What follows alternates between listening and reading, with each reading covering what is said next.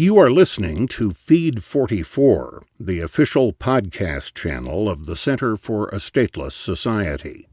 C4SS is an anarchist think tank and media center. For more information, please visit c4ss.org. Taylor Swift versus Apple, Post-scarcity Growing Pains, by James C. Wilson, posted on c4ss.org on June 24, 2015, and read by Mike Godzina. On June 22nd, pop megastar Taylor Swift released an open letter to Apple Music, refusing to grant the company's new music streaming service access to her newest album. Her letter was a response to Apple's policy of not paying musicians whose work is listened to by customers during their 3-month free trial of Apple's platform.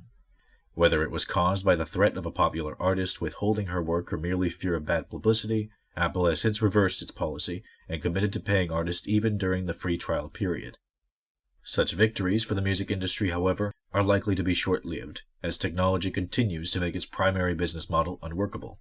The growth of streaming music has already contributed to a significant decline in music purchases in all forms. Meanwhile, streaming services are notorious for paying less than other formats. To illustrate this, Grammy-nominated composer Armin Chokmakian shared a royalty statement in which he received a total of $4.20 for 14,227 streamed performances of his compositions.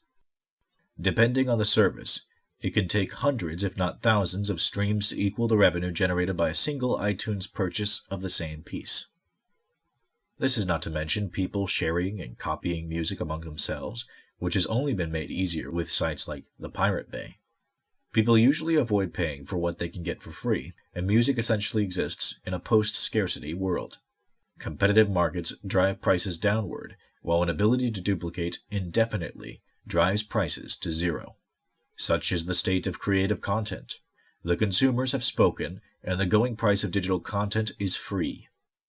Ultimately, the copyrights that once enriched record companies are illegitimate to begin with, as they are simply monopolies granted by governments and rooted in violent suppression of the freedom to imitate and duplicate what we observe. They are now unenforceable, and the business models the state established with them are doomed to failure. What will replace them has yet to be decided. We know, however, that consumers will benefit from getting limitless content for free and being able to discover artists who would have remained obscure in the previous environment. Furthermore, we know that numerous creative people have been able to monetize projects, musical and otherwise, using tools like Patreon, Kickstarter, and Indiegogo.